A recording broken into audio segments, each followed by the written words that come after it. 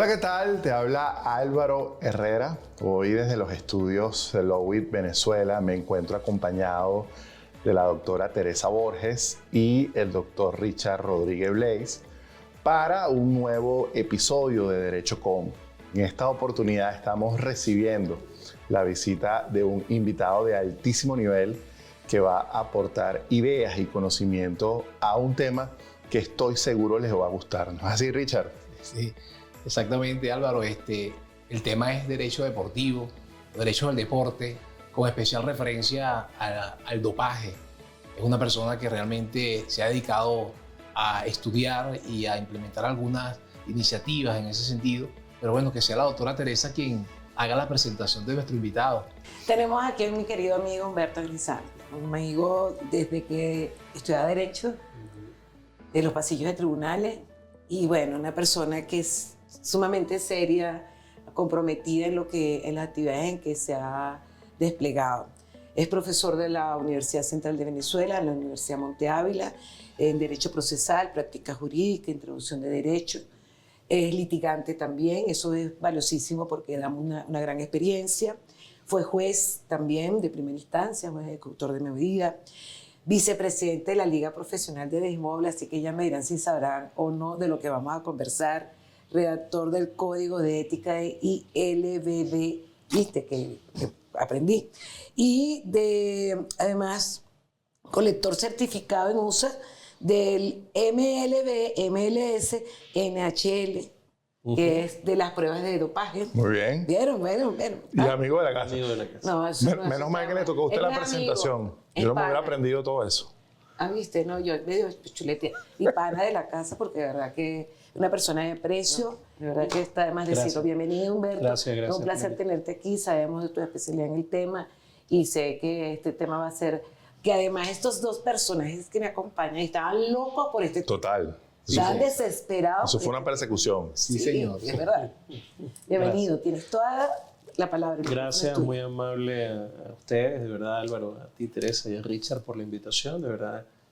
Para mí es un placer estar acá en esta magnífica iniciativa que tienen ustedes y que llevan adelante para difundir y divulgar pues las ideas del derecho más allá de los códigos y de las leyes. Así es. Bueno, muy bien, vamos a iniciar. Entrar en materia. Vamos a entrar en materia. Bueno, fíjate, lo primero es, esta es una rama relativamente nueva dentro del derecho, ¿no? La idea del derecho del deporte o del derecho deportivo. Mucha gente justamente lo trata como lo mismo y no lo es. El derecho deportivo, por ejemplo, tiene que ver con todo aquello que está vinculado con la actividad deportiva, es decir, el tema de las federaciones, el tema de los reglamentos, las normativas internas, todo lo que tiene que ver con la práctica del deporte, ¿no? Todo eso es lo que tiene que ver con el derecho deportivo, ¿no? ¿Cómo se vincula el derecho deportivo con la práctica del deporte? Cuando hablamos ya del derecho del deporte, vamos más a la generalidad, es decir, cómo el deporte se vincula, por ejemplo, con el derecho penal, cómo el deporte se vincula con el derecho civil, con el derecho administrativo, con el derecho laboral, con el derecho de los contratos. ¿Por qué? Porque el gerente, no solamente el deporte es la práctica o el ejercicio, a ver, ¿qué es lo que generalmente la gente entiende por el derecho del deporte? O cuando piensa en el derecho del derecho deportivo, bueno, yo quiero estudiar derecho del deporte o derecho deportivo para yo ser agente de pelotero o agente de futbolista. Entonces, limitarme porque yo lo que voy a analizar es el contrato del futbolista. No, claro. Mucho más allá. Esto tiene que ver con marketing, esto tiene que ver con derecho a imagen. Total. Esto tiene que ver con temas laborales, de contratación, tiene que ver con los problemas, con obligaciones, con la parte mercantil. En fin, tiene una serie de aristas que lógicamente orientan pues el derecho del deporte, que no es una rama, si es una rama autónoma, obligatoriamente está vinculada. Se me ocurre, ¿hay alguna especialidad actualmente en el país sobre no. eso? Lo que existen son programas de las universidades, por ejemplo, la Monte Ávila tiene, la Universidad Metropolitana, digamos que tienen programas de diplomados o PREA que están orientados que son nuevos, que son relativamente nuevos, que están orientados precisamente a introducir a los interesados, a todos los que quieran de alguna manera vincularse con el tema del deporte, del derecho al deporte y la gerencia. y entonces abrir pues ese campo. Por ejemplo, en otros países como España es una de las primeras pues que tienen las universidades, las maestrías, las maestrías en Derecho Deportivo. Colombia también tiene incluso una maestría y unos diplomados importantes en todas sus universidades. O sea, todas están abriéndose al campo de abrir materias o diplomados o especializaciones en Derecho del Deporte. Ya lo veo usted. Interesante. Hablamos de derecho deportivo, derecho del deporte, y bueno, me viene a la mente que se trata de normas. ¿En Venezuela existe alguna regulación particular? ¿Existen regulaciones internacionales que traten el tema, profesor? Sí, lógicamente en Venezuela está la ley del derecho del deporte y actividad física que fue promulgada, recuerdo ahorita la fecha exactamente, pero ella regula todo lo que es el ámbito de la práctica deportiva en Venezuela. O sea, desde la estructura del INDEC, pues, que es el órgano rector del deporte en Venezuela, hasta el club de softball del club que está en el estado Apure. O sea, todo pasa o todo queda de alguna manera vinculado y regulado por la ley del deporte. No solamente anteriormente se hablaba del deportista profesional o el deportista federado. Esta ley del deporte vino a vincular a la persona que practica incluso el deporte por gusto. No necesariamente tienes que estar federado. Hobby. Por hobby, exactamente. Cualquier deportista de cualquier naturaleza está vinculado con la ley. Se establecieron en la ley diversas situaciones o diversas estipulaciones pues, para tratar de organizar el sistema deportivo venezolano. Creo que ha quedado fallo un poco el desarrollo en la práctica, quizás por un tema de recursos, de políticas de Estado. El problema de la política de Estado venezolana no ha sido la mejor en este sentido, y el mejor ejemplo no son nuestros atletas olímpicos. Lastimosamente. Todos entrenan en el exterior, todos viven en el exterior, ninguno está acá. Y eso que es una garantía constitucional hoy en día. Sí, por supuesto. Está previsto que sea desde Estado Siempre municipal, comunal, o sea, que haya, sí, claro, pero hoy en día se le da más prevalencia todavía. Sí, pero lamentablemente no ha habido pues esa situación. Incluso Venezuela hasta comenzando el año tenía deudas pues con organismos internacionales en materia de pagos que no había honrado, y bueno, afortunadamente ya los cumplió. Pero siempre ha sido un tema económico. O sea, sí. Pero eso es las propias instalaciones deportivas. Eso es el punto de vista federativo. Claro, vamos ahora tocando un poco la pregunta del doctor Richard, ¿no? Que hablábamos de la ley del deporte y a quién vincula. La ley del deporte, en sus disposiciones transitorias, establecía que dentro del año siguiente a la promulgación de la ley se iba a dictar la ley del deporte profesional. Es importante tener claro algo. La ley del deporte regula de alguna manera, con sus principios, la actividad deportiva profesional, pero la estructura del deporte profesional como tal se rige por su normativa interna propiamente dicho. ¿Okay? Por ejemplo, los organismos internacionales, por ejemplo, la Liga Profesional de Béisbol Profesional, que no es una liga federada, ¿okay? No tiene un consejo de honor, por ejemplo. Tiene un código de ética. Porque no se rige por la ley del deporte como lo hace, por ejemplo, la Federación de Fútbol, que tiene su... ¿Por qué? Porque es una liga que está federada. ¿Okay? Entonces podríamos decir, profe, que, a ver, existen clubes, existen asociaciones, existen federaciones, existe deporte amateur y existe el deporte profesional. Y cada uno tiene sus propias instituciones que lo regulan. Porque, por ejemplo, me viene a la mente la Federación de Fútbol, que es el deporte profesional en el sentido de cuando la actividad es profesional. Eso tiene una regulación distinta a una liga de fútbol amateur, por ejemplo. Sí, todas las ligas, o sea, todos los clubes, todas las asociaciones tienen su normativa interna. Eso es importante tenerlo claro. Todos tienen una normativa, una reglamentación interna. Ahora, ellos se rigen por eso. En el caso del fútbol, que tiene varias, por ejemplo, tiene las normativas FIFA. ¿Okay?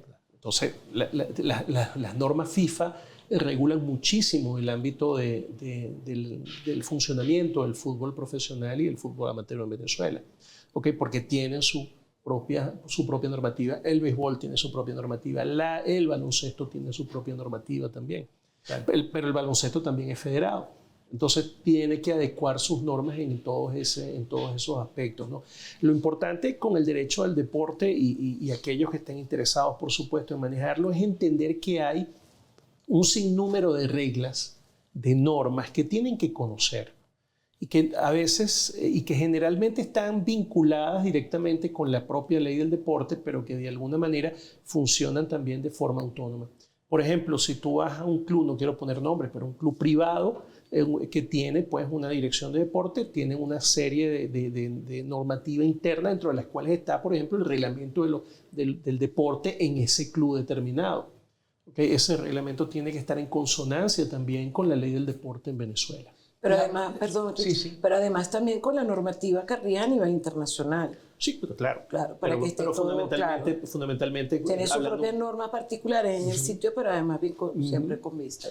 La Federación de Fútbol, que quiero precisar ese punto, no le rinde cuentas al Comité Olímpico Venezolano, por ejemplo. Son instituciones autónomas, cada una tiene sus propias competencias, trabajan en conjunto. ¿Qué hace el Comité Olímpico?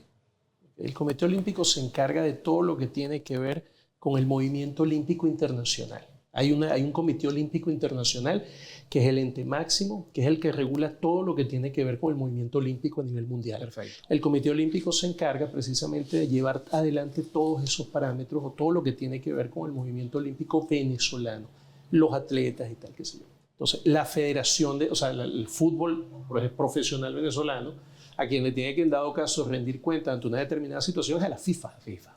Claro. ¿Okay? Muy bien. ¿Y el béisbol venezolano a la Major League? Bueno, el béisbol venezolano, fíjate, la Liga Venezolana de Béisbol Profesional, que es una liga del año 1945, una liga, digamos, se fundó en 1945, tiene un acuerdo con la Major League Baseball. La Liga Colombiana, por ejemplo, o la Liga de Nicaragua, que tienen también sus ligas profesionales, no tienen acuerdos con la Major League Baseball. O sea, son ligas que no tienen acuerdo con ella, pero tienen su propia normativa y están regulados, ¿no? Ahora, en el caso de Venezuela, no solamente hay un acuerdo con la MLB, y ese acuerdo con la MLB viene a través de la Confederación del Caribe, ¿ok?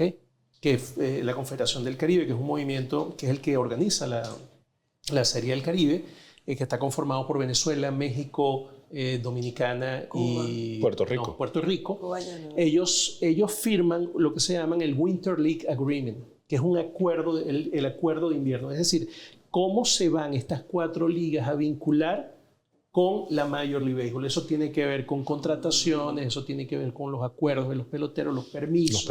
Todo lo que tiene que ver con el fútbol. O sea, con esa simbiosis que hay entre las ligas de invierno con la Major League Baseball. Es complejo, ¿verdad? Es un área muy compleja, interrelacionada en distintos aspectos.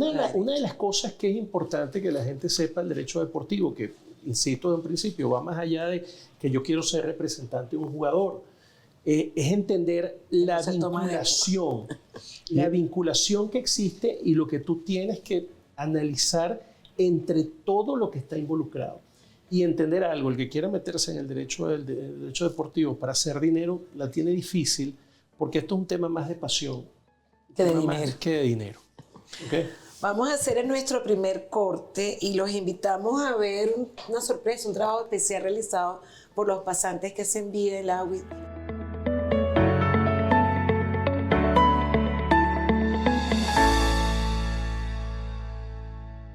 El arbitraje salarial en la Major League Baseball y la fórmula Super Chip. El arbitraje salarial o contrato que tienen los jugadores y equipos de las grandes ligas por lo general no tiene influencia en lo que respecta a su salario, quedando la franquicia en la potestad de establecer los montos salariales que suelen ser los mínimos acordados entre la Asociación de Jugadores y la MLB. Recordemos que el arbitraje se constituye como un proceso conciliatorio donde se determina el salario de los jugadores que no pudieron llegar a un acuerdo con su organización para la próxima campaña o temporada de las grandes ligas. Este proceso se lleva a cabo mediante una audiencia donde un árbitro externo o juez utiliza una serie de variables para determinar el salario que debe ganar el jugador. Los peloteros solo pueden ser elegibles para arbitraje después de haber cumplido 3 años de servicio o cuando luego de ese tiempo se ubiquen al 22% superior del trabajo en las grandes ligas. Esto es lo que se conoce como la fórmula Super 2, una designación que permite que un jugador sea elegible para arbitraje antes de cumplir los 3 años de actuación. Por lo general, los propietarios requieren mantener a sus prospectos el mayor tiempo posible en las ligas menores para disminuir el tiempo de servicio y evitar que sean elegibles para arbitraje bajo la fórmula Super 2. Hasta ahora, Eric Cole se sitúa entre los 5 arbitrajes mejores pagados de la temporada del pasado año 2019 en las grandes ligas, al obtener una cifra de $13.5 millones.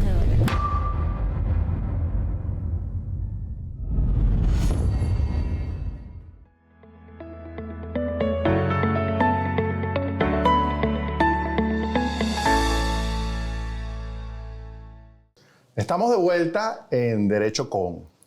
Para este segundo segmento, profesor, quisiera que abordáramos, atendiéramos el tema del dopaje. ¿De dónde viene este tema del dopaje? ¿Cuál es de repente la historia que usted nos pueda relatar sobre el dopaje o los mecanismos antidopaje en los atletas y deportistas? Bueno, entonces esto mucha gente piensa que el tema del dopaje es algo nuevo, porque realmente lo están escuchando desde hace poco, pero no, todo lo contrario.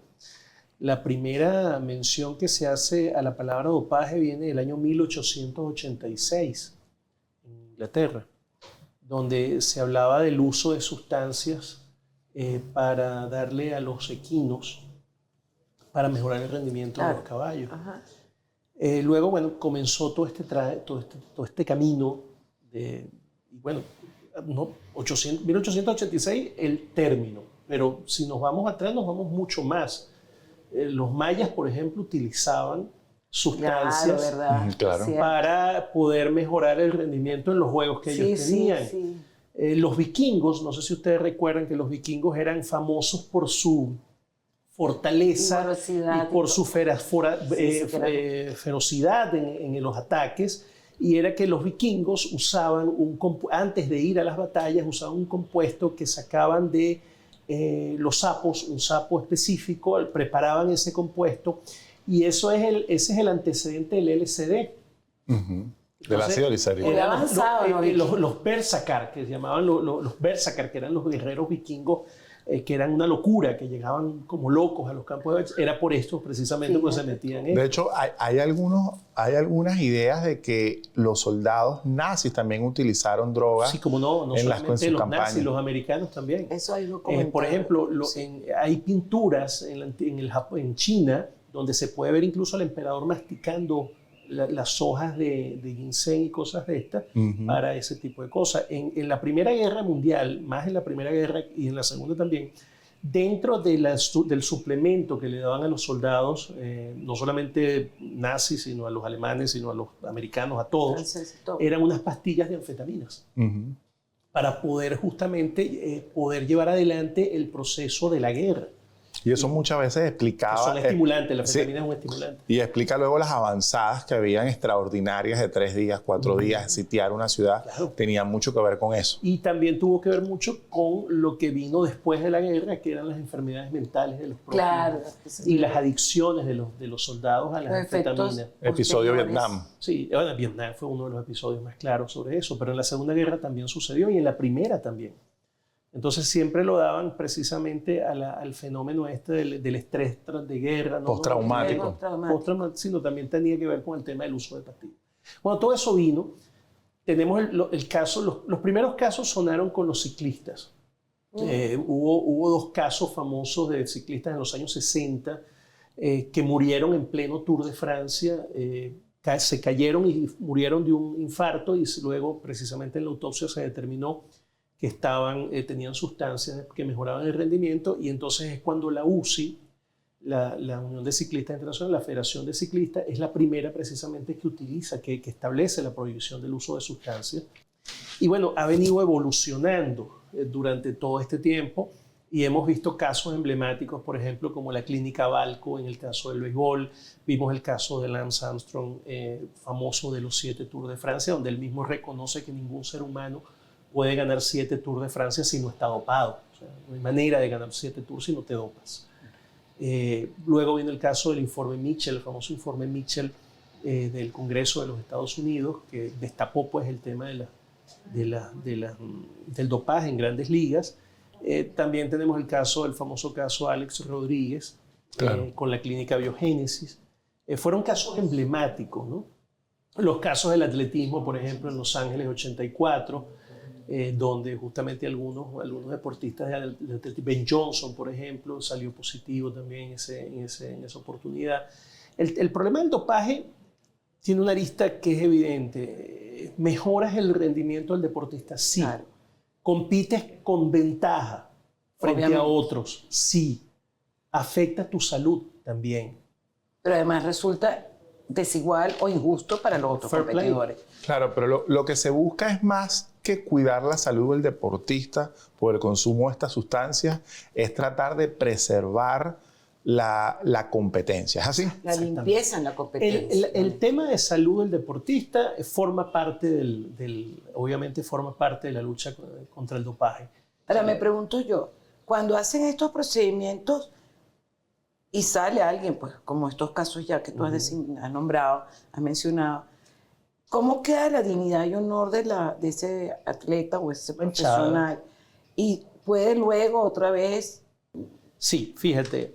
O sea, porque atenta a la hora, la verdad, sobre todo si se sale alguna información o antes de lograrse comprobar el hecho del dopaje. O si luego resulta negativo o que tal vez haya alguna situación que lo exculpe, que pueda ser comprobado. o sea, que sea está el esperado. tema del beso, está el tema de la carne. Vamos a ir primero a lo primero. ¿De dónde viene el tema del dopaje? Yo les hablaba que la Federación de Ciclismo fue la primera y comenzaron varias federaciones a establecer pues, controles y programas individuales, cada uno por su lado. Hasta que un momento, en el año 2003, llegó la Convención Internacional de la UNESCO para la lucha contra el dopaje. Esa convención hoy día es la convención más ratificada por todos los países, o sea, del mundo, o sea, la más ratificada, la convención más ratificada de la UNESCO es la de la lucha, es la de la lucha contra el dopaje. Así es. Eso dio origen unos años después a la creación del organismo internacional que es la AMA, la Agencia Mundial Antidopaje, o conocida popularmente como la WADA, que es la que se encarga de controlar todo el sistema de dopaje olímpico federado a nivel mundial. ¿Okay? Todos los países del mundo están en la WADA y se rigen por su normativa, por su código mundial, que es un código mundial antidopaje. Todos los países adoptan ese código y además su tiene que normativa. ser actualizado. Se actualiza cada 5 o 6 años. El tema de la sustancia, de varias cosas. Sí, bueno, la sustancia es un elemento porque el dopaje va 50 metros adelante de los controles. Claro, por supuesto. Siempre va adelante de los controles. Por eso, por ejemplo, una muestra de control dopaje se guarda hasta por 10 años, que después se utilizan precisamente para hacer investigaciones posteriormente. Entonces, claro, tú tienes estos controles, le tomas un control a un deportista de cualquier tipo, llámese de cualquier naturaleza, y sencillamente hay un resultado positivo. Se toman las muestras en 2 frascos. Tenemos que tener claro A y B. Pero también te puedes tomar muestras de sangre. También hay controles a través de muestras de sangre. Entonces, se coloca la orina en muestra A, muestra B. Se analiza la muestra A. Esa muestra A da positivo. Eso no se dice todavía. Sencillamente, se mantiene el proceso de manera privada. Por ejemplo, en béisbol, aquí en Venezuela, los controles de la liga, muchos periodistas reclamaban ¿por qué no se dice quién salió positivo? Entonces, yo le decía a uno, porque eso es confidencial. Como principio del movimiento antidopaje, los controles son confidenciales. Y son confidenciales hasta que sale la sanción. En el momento en que sale la sanción, se autoriza a la autoridad de control dopaje a publicar. Pero ni a los que hiciste controles, ni a los que salieron negativos, o los que sencillamente habiendo salido positivo tenían una autorización de uso terapéutico, o lograron en el procedimiento interno demostrar que fue una contaminación o lo que fuere y no fue sancionado, eso se mantiene confidencial. Porque eso es como que tú me digas a mí, bueno, tú le haces una prueba, yo voy a hacer una prueba de VIH dame el resultado. Dime siquiera si le hiciste la prueba. No puedes. Lo estás exponiendo. Estás exponiendo un tema confidencial. Lo único que dice la WADA, y lo dicen, por ejemplo, el programa de la Liga Venezolana de Béisbol también, es la confidencialidad en la toma de las muestras y resultados. Solamente cuando sea sancionado el deportista es cuando se anuncia. Eso es muy importante. Además que yo voy a comentar, como yo estudié sobre el tema poquito, algo que me encantó fue el procedimiento previo, Humberto. O sea, es un procedimiento se llama sumamente gestión controlado. de resultados. Es una cosa desde el inicio hasta el final. Todo cuidado, todo marcado. O sea, es una maravilla. Yo me sentí así en una película de esas gringas donde todo el control de la prueba es...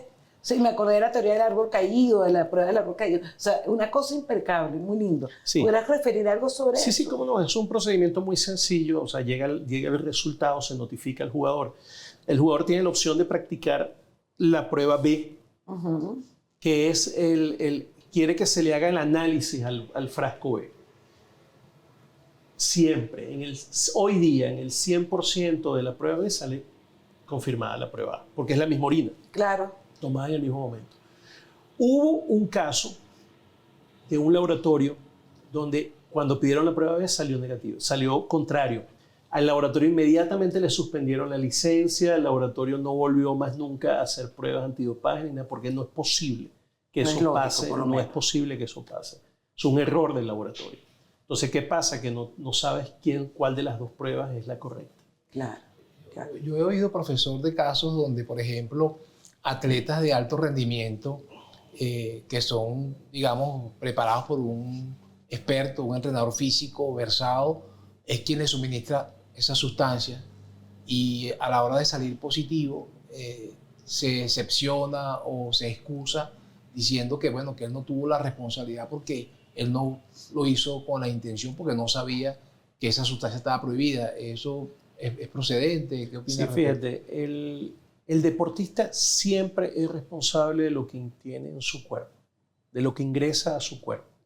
O sea, tú puedes decir, yo no sé cómo me llegó eso. Te llegó, tú eres responsable. ¿Qué tiene que demostrar el deportista? Y es una de las cosas difíciles del dopaje, es que eso ingresó por una contaminación o dar lo que se conoce como la ayuda sustancial. ¿Qué es la ayuda sustancial? Ese es un procedimiento previo que no lo viste seguramente en tu investigación, un procedimiento previo donde los investigadores de los resultados te llaman y le dicen al atleta, si usted me da ayuda sustancial de cómo esa sustancia llegó a su cuerpo, es decir, me la dio el entrenador, me la dieron en el gimnasio, me la dio el trainer del equipo, o sea, buscar la manera o denuncias a alguien que la esté vendiendo.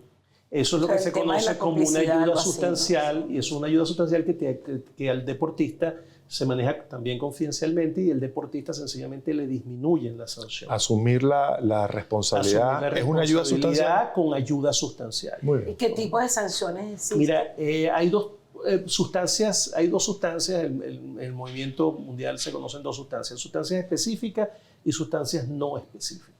Okay. Eso tiene sanciones de 2 y 4 años de suspensión. Okay.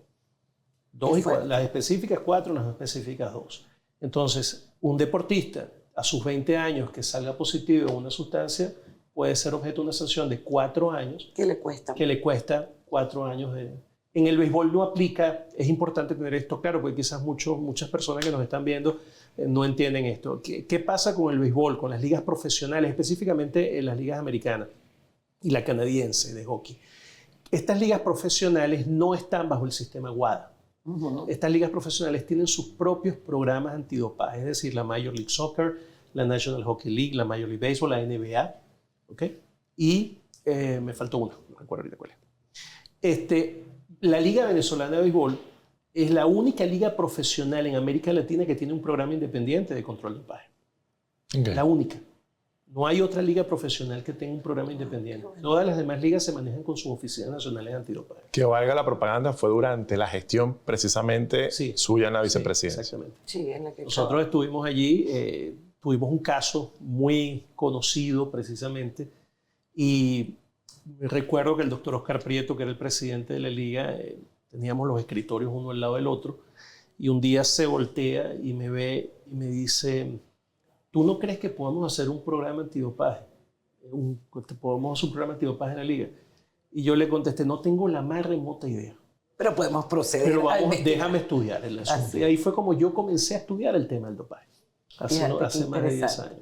Y comencé a estudiar el mundo WADA y comencé a además estudiar el producto. todo. Sí, y al final, bueno, nació, en unos 6 meses nació el programa, fuimos a Los Ángeles, nos entrevistamos, me entrevisté con el director del laboratorio que el laboratorio de Los Ángeles fue el laboratorio que se creó para los Juegos Olímpicos de Los Ángeles 84, que es uno de los laboratorios más reconocidos y ahí analizan también las pruebas de Major League Baseball. Quisiera dejar una pregunta en el aire. Profesor, en materia de antidopaje, hay una experiencia famosa en Rusia. Sí. Me gustaría que usted nos comentara sobre eso. ¿Cómo no? Bueno, ya volvemos.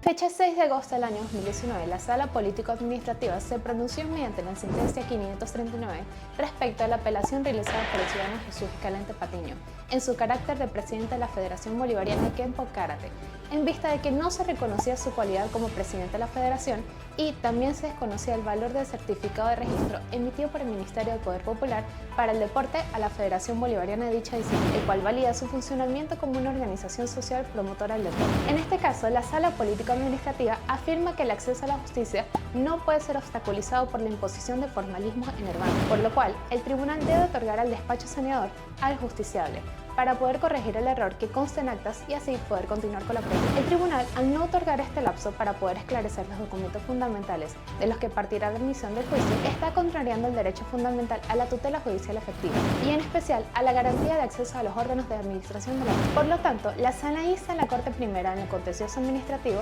a reformular su pronunciamiento sobre la admisión de la demanda, partiendo de lo establecido en el presente pronunciamiento de la Sala Política Administrativa.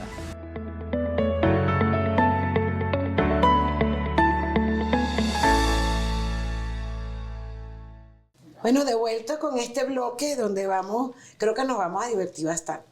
Antes, terminemos con la pregunta que cerró Richard, la situación, el caso de Rusia, y además me gustaría que comente otros casos y qué excusas o qué defensa expusieron los que estaban siendo investigados, sometidos a la prueba de dopaje antes de ser sancionados.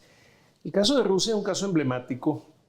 Comienza con una investigación comienza con un documental que está en Netflix, lo pueden ubicar todos, se llama Icarus. Es un documental donde explica precisamente la trama que montó Rusia para evadir los controles de dopaje a través del laboratorio certificado de la WADA en Moscú. Ese laboratorio era el director de ese laboratorio era el doctor Grigory Rovchenko. El doctor Rovchenko, que participa en el documental Icarus, devela pues la trama que usó Rusia, que fue, por cierto, esa investigación derivada de ello, lo que ocasionó que la WADA sancionara a Rusia y la excluyera de los Juegos Olímpicos, con una suspensión de 4 años. ¿Qué pasó con el laboratorio? O sea, Rovchenko elaboró un programa sofisticado no solamente de darle sustancias a los atletas en niveles que eran imperceptibles a los controles de dopaje, sino que adicionalmente en aquellos casos donde se sabía que el control iba a ser positivo, las muestras eran cambiadas en el laboratorio en la noche. El organismo de seguridad, para los que conocen, deben recordar la KGB, que hoy día tiene otro nombre. Ese organismo de seguridad estaba involucrado en el tema y en la noche, a través de túneles secretos que tenía el laboratorio, ingresaban donde estaban almacenadas las muestras refrigeradas y sustituían las muestras con los mismos números de envase que ya habían tomado a los atletas, las sustituían y se llevaban las muestras contaminadas. Todo eso quedó demostrado en el informe que elaboró. Todo para una película, por eso es Netflix. Todo fue una película, bueno, ganó el Oscar. El documental ganó el Oscar como mejor documental.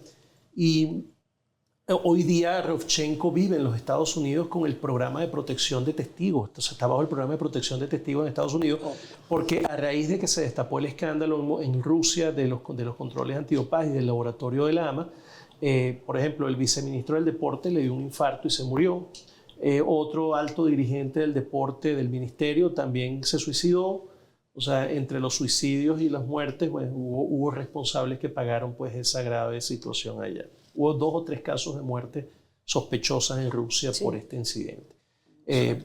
Por eso Rovchenko hoy día es un testigo protegido en los Estados Unidos y casualmente la primera ley que existe a nivel mundial que persigue penalmente el tema de los controles antidopaje, que es la ley Rovchenko que se emitió en los Estados Unidos, que recientemente acaban de condenarse a alguien precisamente por esa ley.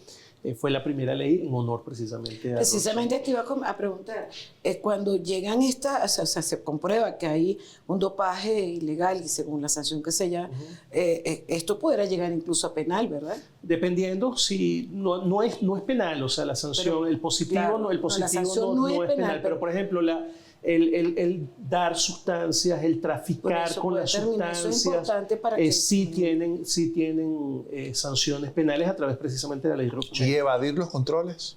Es una sanción positiva, o sea, el que evada un control es una sanción positiva. Ahora cuéntanos las excusas, ¿verdad? Que Richard está... Bueno, mira, hay otro caso interesante que del tema de las excusas, que tiene que ver con el tema de las excusas, que es el caso de Alex Rodríguez, el jugador de las Grandes Ligas, a raíz del escándalo de la clínica Biogénesis. ¿Qué era la clínica Biogénesis? La clínica Biogénesis era una clínica que estaba en Miami que se encargaba de preparar unos cócteles con sustancias para darle a los jugadores en ciertas horas y en determinados días, y esos cócteles evadían los controles antidopaje. ¿De acuerdo? O sea, preparaban cócteles con sustancias que evadían los controles antidopaje. Es decir, que cuando les hacían los controles salían negativos. Limpios. Como hay un documental también en Netflix que trata este tema, creo que se llama Screwball. Screwball se llama el documental. Ahí destapan el escándalo de Biogénesis. Alex Rodríguez sale mencionado en los papeles como un cliente de él y muchos deportistas de élite, como un cliente de la clínica. ¿Por qué suspenden a Alex Rodríguez 168 juegos? Sin ni siquiera haber salido positivo en un control. Una temporada. Por pruebas de documentales, comunicaciones, cartas, los reportes de las cuestiones de... Porque no es que parecía Alex Rodríguez, o sea, se determinó que efectivamente él había estado allí. O sea, la investigación que hizo el FBI. Entonces, una de las defensas que él utilizó en el caso del arbitraje de su suspensión fue precisamente que, por decirles, el 6 de junio, él aparecía en los reportes que había estado en la clínica Biogénesis y que le habían suministrado un cóctel con todas las sustancias que allí se señalaban. Y ese mismo día, 6 de junio, los Yankees jugaban en Miami y a él ese día en la tarde le hicieron un control antidopaje y salió negativo. Y salió negativo. Claro, pero profe, a ver. Esa fue su defensa, una defensa. Pero es que precisamente el propósito de los cócteles era pasar desapercibido. Entonces no vas a tener nunca, o sea, no hubiera sido posible que tuvieras el resultado positivo para aplicar la sanción. Y ese fue el éxito entre comillas, de Biogénesis. Y es precisamente por qué entonces condenan a los deportistas por testigos, por los documentos, por todo. Ya no fue por la prueba, ya no fue por la prueba, sino por todo lo que tú hiciste para evadir los controles antidopaje. Claro, pero estuvieras partiendo de una premisa de que efectivamente el cóctel surtió el efecto. Surtió el efecto, sí. Pero no lo sabes. No, claro, pero sí es que estaba reconocido y aparecían todas las sustancias. Que fue lo mismo que pasó con Armstrong. El médico italiano que al principio ayudó a Armstrong, era precisamente eso, con Balco. Él le preparaba los cócteles y esos cócteles evadían los controles antidopaje. Yo estaba pensando ahorita que más allá de la sanción penal, Teresa, la sanción moral. Sí, claro. Estas personas que, por ejemplo, son campeones olímpicos, 5 o 6 medallas, y luego se las quitan. Y prácticamente quedan ante la sociedad como unas personas tramposas, ¿no? Creo que de pronto esa sanción es más letal que una pena en el contexto del derecho penal. Y además que quedan impedidos de participar, o sea, perdieron su vida. Según la sanción. Sí, pero, además, perdieron su vida. Pero sobre todo en este momento con el efecto multiplicador que tienen las redes sociales. Sí. Porque ocurre algo hoy acá. Es más crítico, hay más jueces. Y además que hay más personas que todos los días tienen esa inclinación de la justicia social, de la justicia visto desde el punto de vista de ser internauta, de consumir redes sociales y que entonces exista de repente esa condena social, ¿no? Esa condena del que revisa las redes de que mira, consumió una sustancia y que es el deportista ya tachado. Yo creo que las redes hay que consumirlas a beneficio de inventario. Sí, obviamente. Porque que de sí. verdad que ahí hay mucha cosa que escapa a la realidad. Mucho fake, muchas cosas montadas que se hacen. Por eso yo a las redes les tengo cierto respeto, en el sentido de... La verdad es que sí, pero yo pensando, y disculpa que te haya interrumpido, la verdad que en esta área tienes que contar con un equipazo, ¿no? Sí, Tienes que fíjate... tener el amigo en todas las áreas técnicas, además de la legal. Sí, fíjate que, por ejemplo, en materia deportiva, el abogado del derecho al deporte que diga, no, yo me conozco los contratos, yo elaboro el contrato, el documento, me conozco la normativa, la regla. No. Imposible. Esto es una disciplina que es multidisciplinaria. Es decir, tú necesitas médicos, tú necesitas biólogos, necesitas químicos, necesitas bioquímicos. O sea, Menos mal que necesitas tengo a Richard, que él se pone a estudiar. No, siendo tú abogado, necesitas gente vinculada. Por ejemplo, nosotros trabajamos, yo que trabajo el tema del dopaje, nosotros configuramos un grupo latinoamericano. Entonces, yo tengo gente, yo trabajo con abogados en materia de dopaje que están en Colombia, en Guatemala, en Costa Rica. El médico lo tengo en Costa Rica, por ejemplo. Además, es bueno que compartan las experiencias. Y exacto, por ejemplo, compartimos, nos intercambiamos mucho, nos preguntamos, comentamos. Mira, ¿qué pasa con esta sustancia? Entonces el médico me contesta. O sea, esa multidisciplina, esa manera de llevar el derecho deportivo es fundamental. Claro. En general, en muchas áreas eso es importante, trabajar en equipo. Ahora, yo me hago una pregunta. Por ejemplo, yo salgo positivo en la prueba de dopaje, ¿eso tiene alguna prejuzga? Tú quedas suspendido de todo. Eso es importante. Tú quedas suspendido de todo. O sea, Richard, no solamente la sanción moral, sino que quedaste fuera. Queda fuera del movimiento. Claro, podrás ir a jugar una caimanera a cualquier lado. Pues. Mira, las excusas por dopaje son enormes, ¿no? Por ejemplo, hay el EPO es la sustancia que utilizan. El EPO es una sustancia, un medicamento que se le da a las personas para mejorar el oxígeno en los glóbulos rojos, en la sangre. Se le utiliza mucho incluso a las personas que hacen diálisis. Cuando tú le das eso a los ciclistas, la mayoría de los ciclistas son por EPO, es porque te agranda, te eleva la capacidad del oxígeno y te da, por supuesto, mucho más resistencia. Entonces, Ophélie Claudet Boxberger, que fue por EPO, se le inyectaron mientras dormía. Esa fue la excusa. Se saltó, uno dijo, se saltó el control, alegando que estaba en una relación extramatrimonial. Entonces no podía llegar. El otro fue que se metió una medicación que era de su suegra y por error se la metió a él. Pero la medicación era para su suegra. Otro era una medicación para el perro. Okay. Ay, pobrecito. Sí. El otro se la suministró su masajista. Imagínate. Y en el masaje. María Sharapova, por ejemplo, la famosa tenista, dijo que ella no sabía que ese medicamento estaba prohibido. Eso fue su defensa. Bueno, tuvo. Uno que salió con testosterona dijo que era que había tenido mucho sexo. Entonces salió por allí. Otro futbolista muy famoso, italiano. Okay. Yo lo sigo en Instagram, Fabio Cannavaro. Salió con un corticoide y dijo que había sido por una picadura de abeja y le habían colocado el corticoide. Bueno, mil excusas. Uno que absorbió la sustancia a través del agua de lluvia, por ejemplo.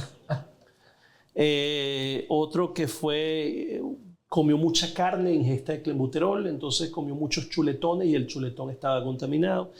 El pastel de palomas que criaba su papá, justamente. Ay, Dios mío. Se lo comió. Bueno, otros se lo pusieron los rivales que competían en su pasta de dientes y salió positivo. Javier Sotomayor, el cubano, dijo que había sido un complot de la CIA. En fin, son Hay que hacer muchísimas una película de las excusas. Es que las excusas, o sea, en materia de dopaje, las excusas, no tienes idea la creatividad de los deportistas a la hora de hacer eso. Fíjese que, bueno, interesante todo, profesor. Cambiando un poco el tema, fíjese. Una persona que tiene conocimiento en béisbol, tiene una academia, y empieza a formar muchachos de los 7, 8 años. Llega a 15 años y a ese muchacho, que es un prospecto, lo contratan. Esa academia tiene un derecho por formación, tiene derecho a ser indemnizado. Es interesante este tema, ¿le parece? Sí, mucho, y no solamente por el tema de la contratación, sino también por el tema el suministro de las sustancias a los jóvenes. Hubo casos en Dominicana de muchachos muertos, 16, 17, 18 años, con inyecciones. El caso más dramático, uno de los más dramáticos, bueno, obviamente la muerte es dramática, pero este fue un muchacho que le cortaron la pierna.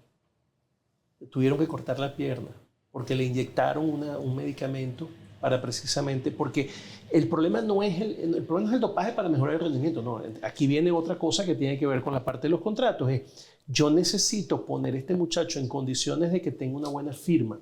Si este muchacho tiene una buena firma, a mí me queda un buen dinero. Claro. Entonces sacrifican eso. Bueno, hoy día eso está más vigilado, pero igualito Dominicana sigue teniendo incluso problemas. El tema de la edad muchas veces es falseada la edad. Lo que pasó ahorita recientemente con más de 80 prospectos que tenían. Y aquí también pasa. Aquí pasa. Aquí también pasa. Aquí pasa. Aquí no ha explotado. Y lo de las comisiones que puede cobrar un agente, pues vamos a llamarlo así, un agente deportivo. Sí. ¿Eso está regulado o eso forma parte del contrato? Mira, muchos de los que se meten en el mundo deportivo, lo dijimos al inicio, creen que se meten justamente por ese tema. Yo quiero ser agente, yo quiero ser representante de deportistas para cobrar las comisiones. ¿Okay? Como dijimos ya y hemos conversado, esto va mucho más allá. Ahora bien, ¿qué pasa con lo de las academias? Eso hay que verlo bien, porque el tema de las academias en Venezuela es un problema. Hoy día los contratos que hacen firmar las academias a los representantes de los muchachos son contratos que se conocen leoninos, con unas condiciones total y absolutamente absurdas en muchos aspectos. Por ejemplo, firman un contrato un muchacho que tiene 14 años y el muchacho queda cerrado con la academia hasta que cumple 21. Y todo lo que ese muchacho produce de aquí a los 21 años hay que darle un 40, un 30, un 40% a la academia. Eso son cosas que hay que ver y hay que llamar a la conciencia, hay que corregir, y todas las personas que estén vinculadas con este mundo tienen que advertir esta situación. ¿Cómo no? Hay un derecho de formación, hay que pagar esa formación, ¿cómo no? Pero dentro de unos parámetros absolutamente que sean equitativos. Claro. Bueno, de repente, de hecho en el fútbol, ese derecho de formación se va trasladando en la medida que el jugador va pasando de un club a otro. Entonces este primer club, que fue quien lo formó, tiene derecho a retener ese porcentaje que corresponde a derecho de formación. Yo creo que un ejemplo como eso sí se parece más a un derecho de formación que la idea de que por haber formado al muchacho en la academia, pues prácticamente tienes un contrato vitalicio, porque como la carrera del deportista es muy corta, porque ahí hay un tema, es decir, cuando tú dices, tú tienes obligado a un muchacho hasta los 21 años, es muchísimo tiempo. Claro. Es muchísimo. De repente, para el que no es deportista de 21 años, aún es joven. Pero hay que mencionar que esa persona máximo hasta los 35 años. Como digo, y el riesgo que se lastime, se lesione, entonces se la corta mucho más. Es que en el béisbol, por ejemplo, un muchacho de 20 años ya es viejo. Claro. Exacto. Bueno, para la firma es viejo. Para la firma es viejo. Para la firma es viejo. O sea, tú tienes el muchacho, tú ahorita tienes jóvenes de 13 a 14 años. Él no puede firmar, tú no puedes firmar a un muchacho sino a partir de los 16. Exacto. Vamos a comenzar por ahí. Y ya no es a partir del 1 de julio. Las ventanas se abrieron. Sí, pero 16 años. Pero tú antes tienes que verlo monitoreado. Pero es que hoy día están cerrando muchachos con 12 y 13 años. Claro, porque tienes antes que están burlando el asunto. Entonces, ¿qué es lo que se está buscando? ¿Qué es lo que se quiere al final? Que es el famoso draft internacional. Okay. Con el draft internacional vas a resolver muchísimo de estos problemas con el tema de la firma de los muchachos. Sí, ahí hay un tema, también hay un tema, profe, que considero que merece sus comentarios, y es el tema de la educación. En el caso de los peloteros en Estados Unidos, muchos de ellos vienen precisamente del draft universitario, lo cual de alguna manera es un escape, ¿no? En caso que tu carrera como deportista pues no despegue, puedas tener esa alternativa. Existe, hoy día existe. Las nuevas firmas que se están haciendo, los equipos están garantizando una beca. Bien. Qué bueno. Qué bueno. Están garantizando una beca a los muchachos en caso de que no lleguen, no firmen, entonces tienen una beca garantizada universitaria. Eso es importante comentarlo y que nuestros... Nuestra público, audiencia, ¿no? sí, Claro, son más de 40 millones de personas. No, exactamente, y que conozcan de estas cosas, porque sobre todo la gente joven, como dice Richard, lo que quieren tanto ser deportistas o lo que quieran dedicarse al área, que ven que no es tan fácil y que además hay que también establecer un nuevo paradigma en protección del deportista, el atleta, el que se dedique a ello y cambiar ese estigma desde que todo sea como un formato ya preestablecido y con los mismos parámetros. Hay mucho que considerar, la parte contractual, obligaciones, eso que señalaba, los porcentajes, lo que Richard decía es muy importante. Sí, fíjate que hoy día, en la época de nosotros, en los años 70, o sea, decirle a tu mamá que te llevara a jugar béisbol era no vas a jugar, ¿para qué? Vas a perder el tiempo, tienes que graduarte, tienes que ser universitario. Después que tú hoy día lo sacan del colegio. Hoy día lo sacan del colegio prácticamente para que el niño se dedique, porque obviamente un niño con una firma, bueno, ahorita firmó un joven en $80 millones. Venezolano. Sí, sí. Lo subieron este año, pero firmó un contrato como un contrato de 80 millones. ¿Y cuánto le queda a la gente, por cierto? Claro. De esa firma, ¿cuánto le queda a la academia? También hay casos, profe, de agentes que pareciera que tal vez para conservar las buenas relaciones con las organizaciones no hacen el mejor trabajo de caras al atleta. Hay un caso de un venezolano muy famoso que firmó, Ronald Acuña, que firmó por un monto muy bajo una extensión de contrato. Y entonces hay muchas críticas también a la gente. El comentario lo hago porque parece que hay que tener la lupa puesta en todos lados con este tema. O sea, no... Sí, pero él renegoció después el contrato. Y para mí lo renegoció mal. También. Sí, claro. Claro. Peor todavía. Bueno, eso forma parte de la asistencia que necesita un jugador, de alguien que sepa por ahí. Y eso creo que forma parte, siguiendo su comentario también, de entonces la amplitud de dimensionar correctamente el ejercicio del derecho deportivo.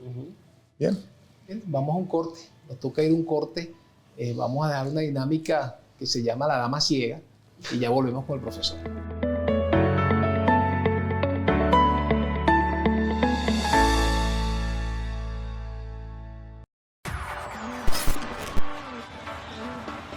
Hola, espero estén disfrutando este maravilloso episodio de Derecho con nuestro invitado, el profesor Humberto Angrisano. Mi nombre es Celeste y hacemos esta pausa para traerles un nuevo capítulo de La Dama Ciega por LAWIT Play para LAWIT Venezuela. En el mundo de la ciencia de datos, el poder de las métricas para cambiar las reglas del juego a veces se conoce como Moneyball. Este término se utiliza en alusión al libro homónimo y la película que ven en pantalla, donde se narran los hechos de la temporada 2002-2003 de las Grandes Ligas para la franquicia de los Atléticos de Oakland.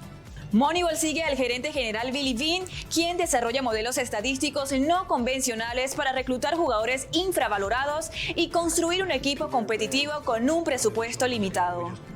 La historia ilustra un cambio de paradigma de la forma en que se eligen a los jugadores de pelota, lo que significó la evolución de los criterios subjetivos en favor de la información basada en datos. En el derecho, una cantidad significativa de abogados ha venido utilizando distintas herramientas para analizar conjuntos de datos en una amplia gama de áreas del derecho, desde descubrir patrones argumentativos de los litigantes, las inclinaciones o tendencias de los jueces a la hora de decidir la idoneidad de las pruebas y el porcentaje de éxitos en determinadas pretensiones, constituyen datos cuyo análisis cada vez resulta de gran valor a la hora de planificar estrategias de consultoría y litigio. Sin duda, la estrategia Moneyball en el derecho ayudaría a establecer criterios para incrementar las posibilidades de éxito, tal y como ocurrió con Billy Beane y sus Atléticos de Oakland, conformado por jugadores con un alto porcentaje de circulación en las bases, pero que eran infravalorados a un precio mucho más económico que las grandes estrellas.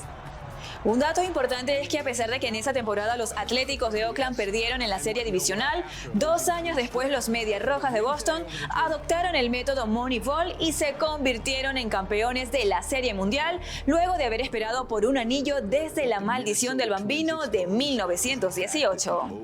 Espero les haya gustado esta nueva entrega de La Dama Ciega. Se despide Celeste para LAWIT Play de LAWIT Venezuela.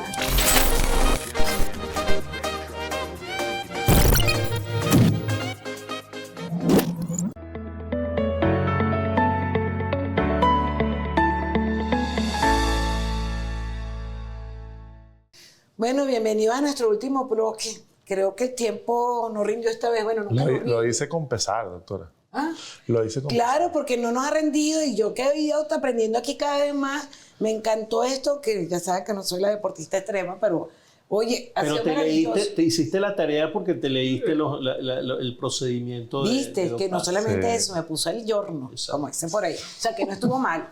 Pero de verdad que hecho corto, tenemos que volver a hacer y hacer como una cadena de programas Sí. para ir profundizando un poco más. Buena idea. Y sobre todo que es un tema nuevo, que hace falta, que es importantísimo para la juventud. En fin, tiene muchas aristas. Y así comprometemos al aire a nuestro invitado Tal que cual. venga de nuevo. Así es, eso es importante. Bueno, hay un tema que queremos tocar. Yo creo que a todos les interesa. Las apuestas en el deporte. Ah, caramba. Yo no sé, pero tú sabes que nosotros somos apostadores de origen. Me parece que lo tenemos en los genes. ¿Cómo se maneja eso? Bueno, eso es tan viejo Ah, bueno, también como el dopaje. como el dopaje.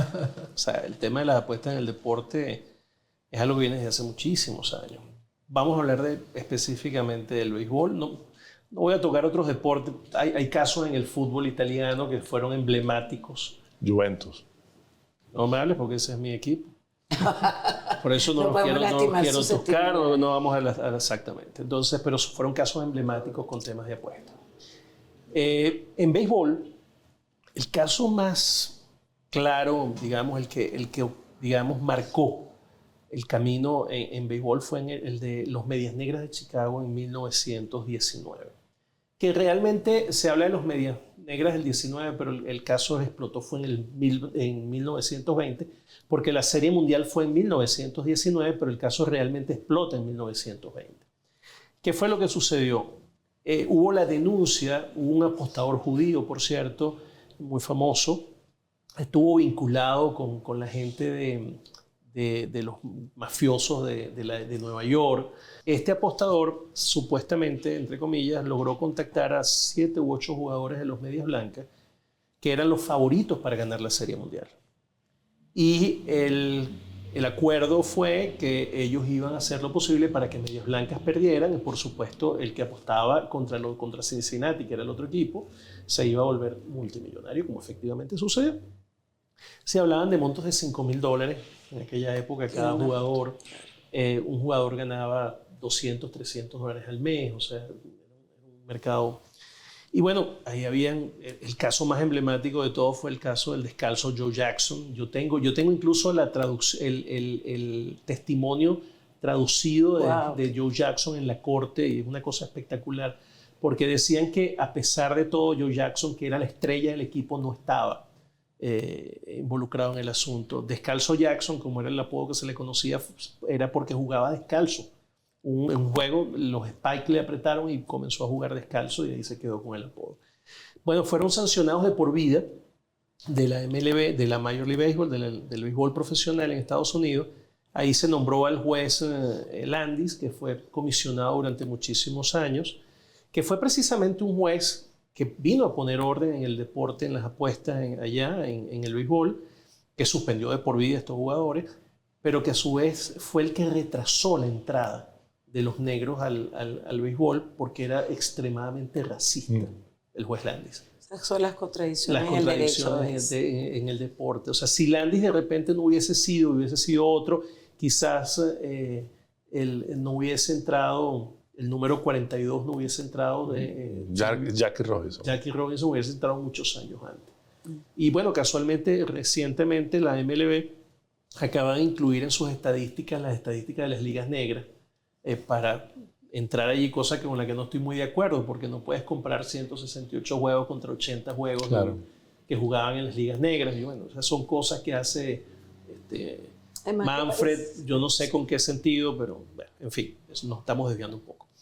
Eso fue el caso específico de los Medias Negras, que caló muchísimo en la cultura norteamericana. Y eso fue lo que dio origen a lo que muchos años después fue el escándalo del gran pelotero, del gran jugador que fue Pete Rose, que no lo hizo siendo jugador, sino lo hizo siendo manager. Pete Rose, siendo manager de Cincinnati, fue denunciado por haber hecho apuestas en el béisbol no, ojo, se demostró que no apostó a los juegos donde estaba Cincinnati, pero apostó a otros equipos. Y eso le causó al hombre que hoy día tiene el récord de más hits en las grandes ligas de por vida, de que quedó execrado absolutamente del Hall de la Fama. ¿Cree que fue una sanción justa? No, de verdad que no.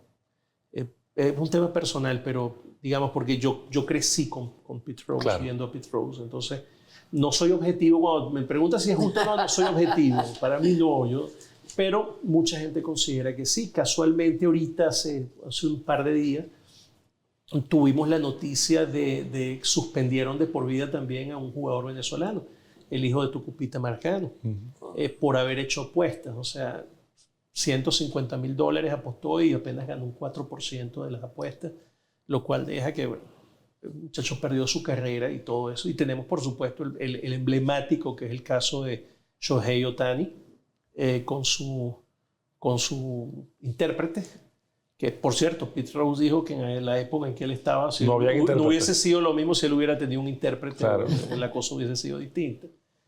Pero bueno, el caso de Ohtani, mucha gente está encontrada con eso porque piensan que MLB de alguna manera está protegiendo su marca. Está protegiendo su producto. Yo pienso igual. Exacto.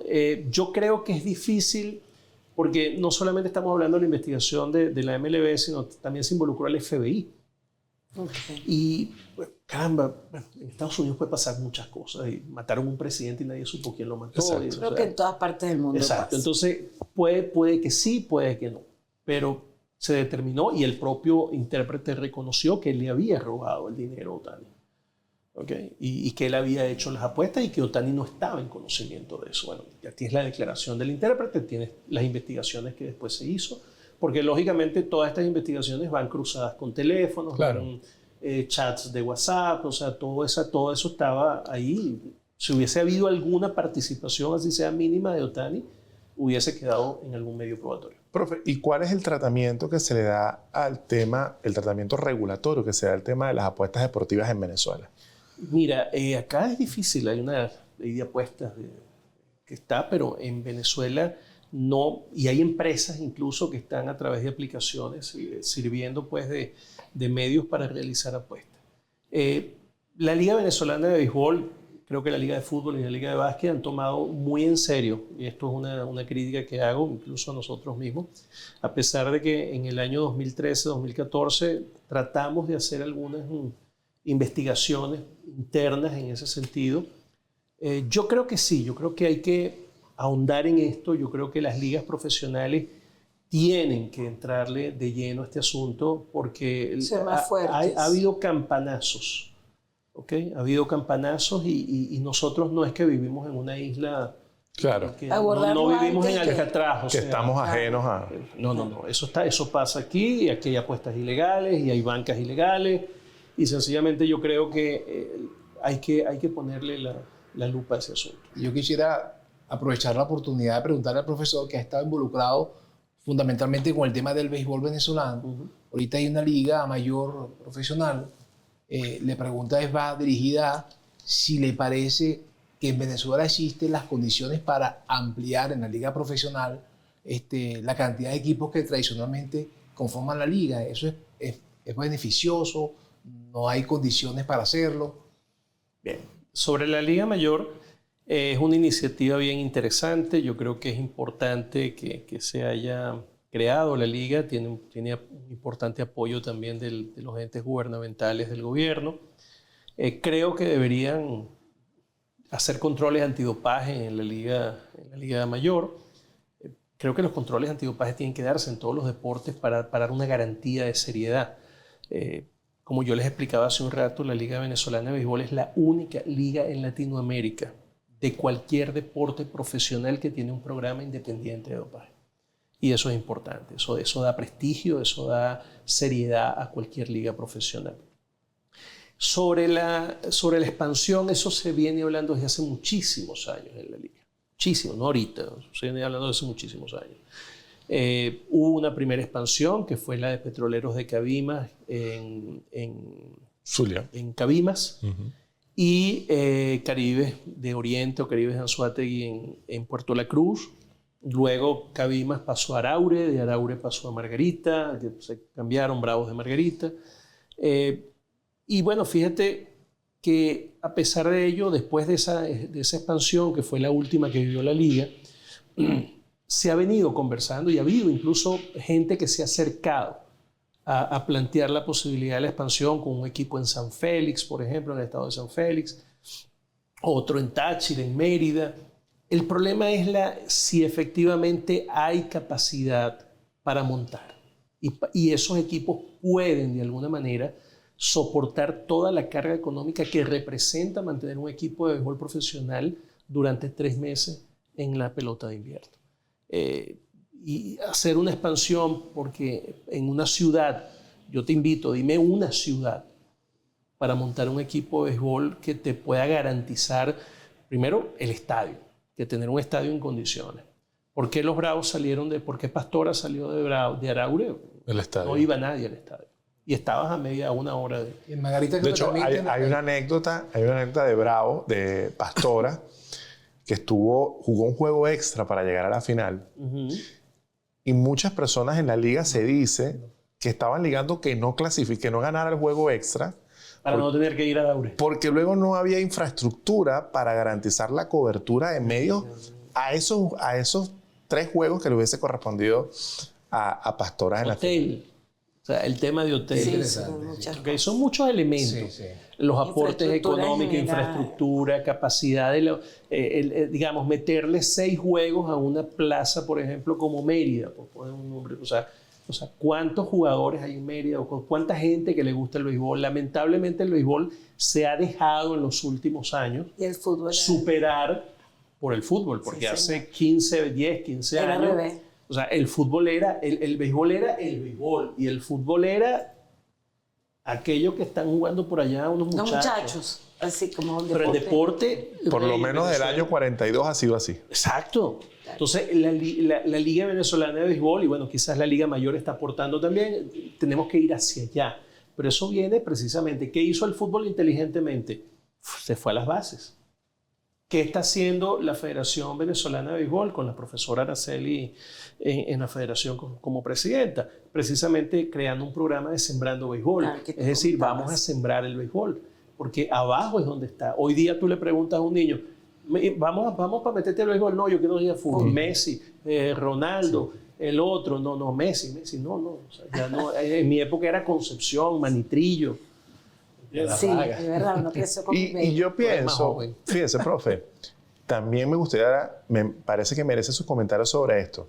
Yo pienso que precisamente en esa competencia, que no es nada más acá en Venezuela, sino que a nivel mundial es palpable el auge que ha tenido el fútbol, yo pienso que en el momento de modelar las nuevas reglas del béisbol, se está procurando darle un dinamismo para que pueda estar de tú a tú con el fútbol en esa campaña de marketing, que de alguna manera lo que ha hecho es desconfigurar la esencia del béisbol.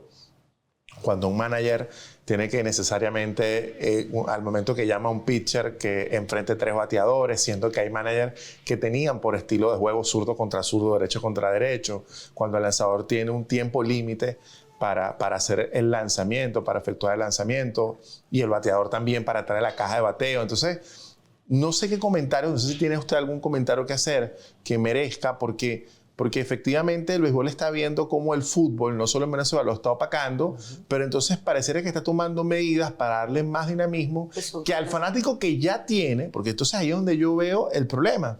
Estás procurando ganar más fanaticada, pero luego tenías un fanático consolidado que pareciera que lo estás ahuyentando. ¿Es así? Bueno, fíjate que curiosamente, ¿hoy qué día? Hoy es jueves. Hoy sí, el 7 de junio.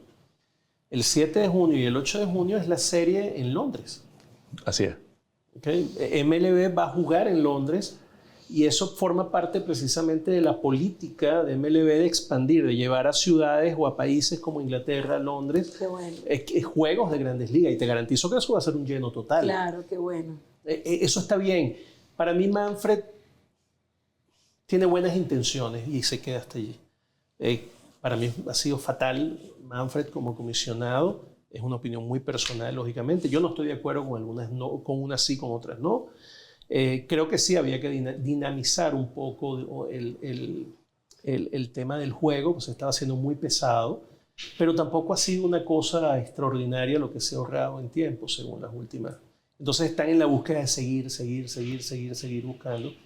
Y creo que al final estás sacrificando la esencia del juego. Estás sacrificando la esencia del béisbol. Ahorita quieren prohibir que los jugadores salgan de las bancas a agarrarse a puños afuera, entonces va a suspender. Eso es parte de la emoción. Eso es parte del juego. Así es. Además, ¿cómo tú sabes por qué los jugadores de los bullpens se vienen? Porque si no se vienen, Luego los mismos compañeros. le reclaman. Claro. O sea, es una solidaridad. Es un tema de Claro, solidaridad. apoyo moral. No es que te vengas a caer golpe, no, tienes que venir. El apoyo moral, la energía Además, positiva. Son muchos los casos de equipos, de clubhouse, donde luego de una trifulca entran en una racha ganadora. Sí. Precisamente porque el episodio une el compañerismo entre esos jugadores. Y el caso donde el manager se hace votar para ganar el juego. Pasa mucho. Sí, fíjate, yo quisiera, ya que estamos cerrando el espacio de hoy, hay algo que a mí me llama siempre la atención y por lo cual siempre abogo y tanto en clases como en conversaciones como esta siempre lo planteo. El derecho al deporte es un derecho fundamental, está reconocido en la Constitución venezolana, en el artículo 111. La Ley Orgánica del Deporte, Actividad Física y Educación Física establece que el deporte es un servicio público. Uno de los aspectos que yo no sé si usted tiene algún conocimiento, profesor, y disculpe que lo saque quizás un poco del contexto, es el deporte penitenciario. Hay una experiencia maravillosa en Venezuela que tiene que ver con el rugby. Ron Santa Teresa. Proyecto Alcatraz. Proyecto Alcatraz. Yo no sé si esa experiencia pudiera replicarse en el béisbol. Claro, es un tema de logística, de seguridad, pero a mí me llama mucho la atención eso y de verdad que me preocupa que no sé si se está haciendo lo necesario para acometer esa necesidad del deporte y la recreación como salud pública, social. Bueno, yo creo que, y aquí hay que hacer una crítica al sistema, no al sistema penitenciario, sino al sistema deportivo nacional. El 90-95% de los atletas top de Venezuela entrenan fuera de Venezuela. O sea, están en Polonia, en Japón, en Estados Unidos, en España. Todos los atletas medallistas olímpicos entrenan fuera de Venezuela. Con becas que en la mayoría de los casos son otorgadas por estos países que los reciben. No es que el país los está enviando becados. Algunos atletas reciben una asignación. Lamentablemente, el gobierno se jacta, creo de alguna manera, de que tiene una generación de oro, pero es una generación de oro que ha sido hecha fuera y con apoyo de los países donde estos jóvenes se están desarrollando. Creo que hay que tomarse en serio, hacer las inversiones necesarias. Alberto Olmer jugó rugby en su universidad y fue jugador y se trajo y creó el proyecto Alcatraz en la Hacienda Santa Teresa y ha sido una extraordinaria y exitosísima iniciativa que hoy día aplaudimos y reconocemos públicamente. ¿Por qué eso no se puede hacer? ¿Acaso Alberto es extraterrestre? No, lo hizo, lo logró, con impulso, con apoyo, con constancia. Y ahí están los resultados. Venezuela tiene que asumir, y este es un llamado a las autoridades del deporte en Venezuela, siembren deporte, crean en el deporte, creen canchas. Entonces, ahorita hay Incluso eso es una cuestión que está también en la ley, donde llama que eso es parte del nacionalismo. Claro, hacer brillar al país. Total. Ese orgullo de ser venezolano. Pero tú todavía, Teresa, tú ves en el interior del país las canchas de béisbol. Yo estaba buscando un jugador en diciembre por allá, por los lados de Yaracuy, en un pueblo metido. Y pasé por un campito de béisbol y lo tenían medianamente bonito. ¿Okay? O sea, a eso es lo que tenemos que apostar. Hacia allá tenemos que ir, a que se incentive, a que se creen. Ahorita la fiebre es el pádel. Sí. Dentro de poco vamos a caer todos en el pádel como el deporte nacional. No, vamos a crear los estadios de béisbol, los estadios de fútbol. promocionar y trabajar en y ello. darle sobre todo la importancia Sí, porque muchos pensamos en los jugadores, en los No, hay que niñitos. tener la infraestructura, todo el Y apoyo. la infraestructura, no, Todo. en los entrenadores. Total. En los entrenadores. Tú tienes que darle a los entrenadores. Los entrenadores en muchos casos trabajan por voluntad propia.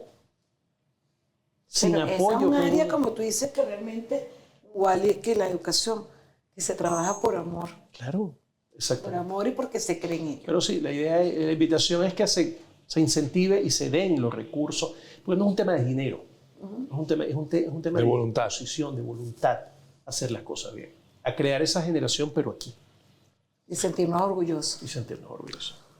Muy bien, esto ha sido Derecho con, agradecidos con el doctor Richard, la doctora Teresa y por supuesto con nuestro invitado. No olviden darle like, no olviden suscribirse y estar atentos a nuestras próximas emisiones.